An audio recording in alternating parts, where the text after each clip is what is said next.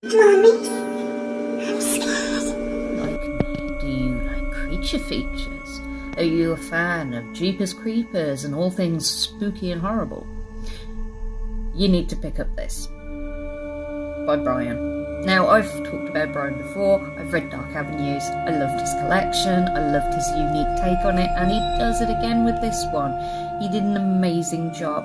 Every chapter is done by time, not by chapter, which I thought was freaking awesome.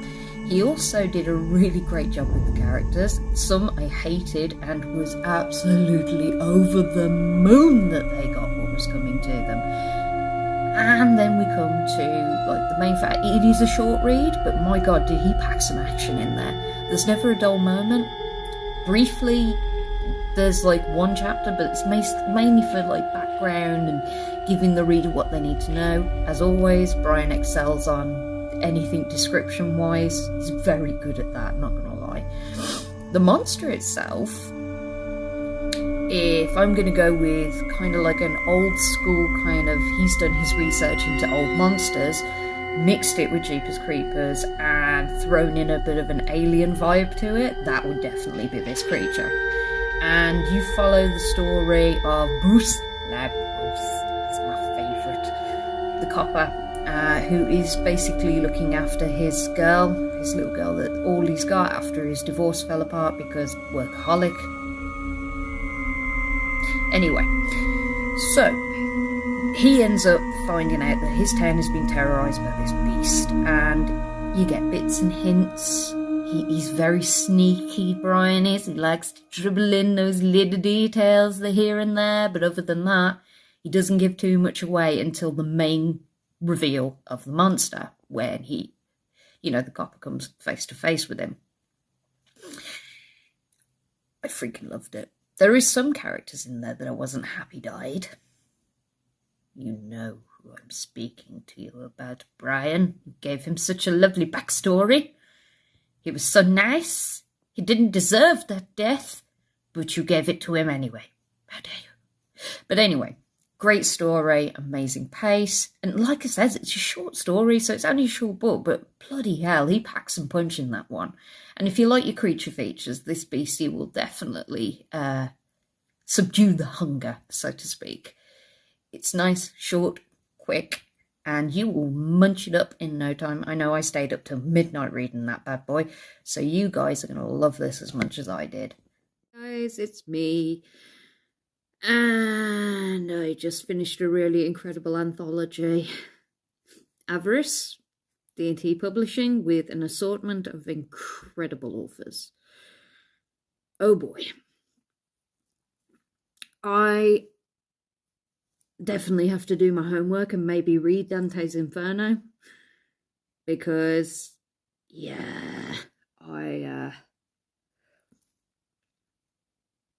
so I'm going to be doing the next installment for this series, which is Wrath, which I'm absolutely over the moon about because it's for a great cause, because it's a charity anthology. However, I've read this anthology and it's the bollocks. It's probably the most English thing I can say. It's the dog's bollocks. It is amazing. The creativity and the initiative that these writers have taken with this anthology. I mean, I've done a really detailed description in my review that I've put on Amazon and Goodreads. So if you want to check it out and see which ones hit me the hardest, you'll find it on there. Oh, right, okay. So the stories are well paced, flow beautifully into one another. Every single one of them has got an amazingly good take on greed. My favourite one had to be Greedy Pig, because I freaking love that story about a manipulative, narcissistic asshole who is taking over this poor girl's life, dictating everything about her, and he is working on the aspect of greed, as in the overtaking somebody else rather than money greed. This is a very interesting take, and I love this story, so I want to see more of this author. Ruth obviously had hers. which was Quota, which I absolutely loved.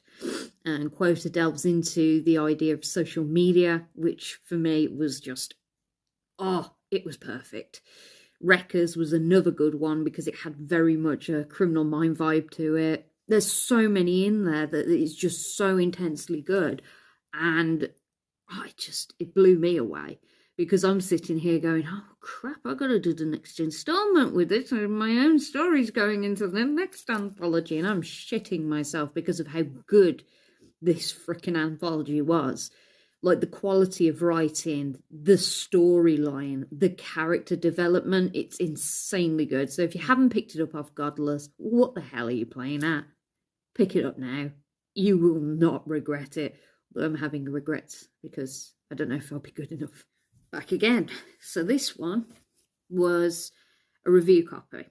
And I know I've been a bit slow lately because of all the other stuff I've been doing with the kids series and everything, which you should check out now. But here is your You Are Man. Yeah. Okay, I don't usually do coming of age stories. It's very rare that I pick one up, as you are probably well aware. Devil's Gift was a complete fluke for me, but I thought, you know what, that one went so well, I'll pick this one up. Holy shit. I absolutely love this. Summer did an amazing job with this story, and the pace was perfect. The story, the development of the characters. I know I say this, it's important to me that characters have a great development and background. And she did an amazing job at giving Ione this superb background story. You get the emotional connection to the character and her friends. I loved the variation of characters that she had in there. I love Nathan. He's probably my favourite, and I wish I could have a friend like Nathan. But it's also very much a cautionary tale. I think when my niece turns teenager, I may get her to read this, because this is basically a cautionary tale for young girls starting out, getting into a relationship, because Ione she's such a sweet girl, but she's also an outcast with the way she dresses and the way she acts. She's blended in with these people, and this guy just comes into her life, and the moment you hear words come out of his mouth, I don't know if it's just me, but this version of me would have been like, oh, he's so sweet, so lovely, oh my God, I think he's amazing. The older version of me is going, red flag, red flag, red flag, red flag, red flag, run, bitch, run.